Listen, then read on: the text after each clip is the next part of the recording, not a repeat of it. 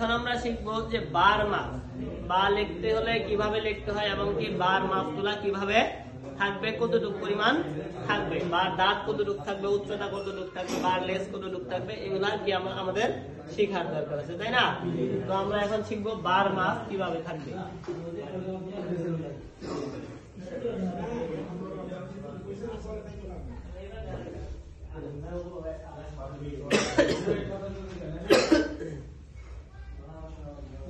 বার মাপ হলো যে আমরা এটা কি নৌকা, আমরা কি নৌকা দেখছি না, নৌকার মতো কি করলাম, একটা শেপ দিলাম, এই বার কি দিলাম, একটা নৌকার মতো একটা শেপ দিলাম। তো আমরা যদি এইখান থেকে কোনাকুনি ভাবে এইদিকে টান দিই তাহলে এখানে মাঝখানে কি থাকবে, স্পেস থাকবে, জায়গা থাকবে, কি থাকবে, স্পেস থাকবে, জায়গা থাকবে, ফাঁকা থাকবে। কথা বুঝাইতে পারছি?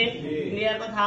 এবং কি এই বার দাঁত যতটুকু উচ্চতা আছে এই লেস একই সমহারে সমপরিমাণ উচ্চতা থাকবে। কথা ক্লিয়ার?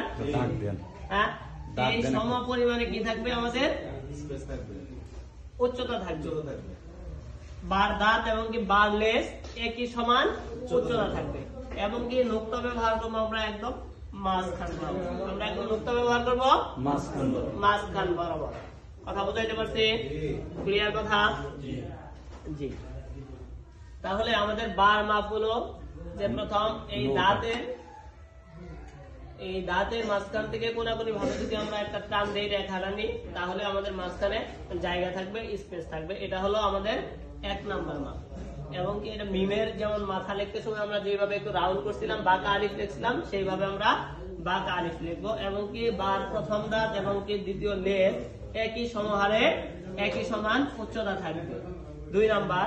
এবং কি বার একদম মাঝখান বরাবর আমরা নুক্তা ব্যবহার করব, বার একদম মাঝখান বরাবর আমরা নুক্তা ব্যবহার করব। এটা হলো বার 3য় নাম্বার মাপ। কত নাম্বার? 3য়। কথা বুঝে আসছে? তাহলে আমরা এই মাপগুলো খেয়াল করে লিখবো অবশ্যই।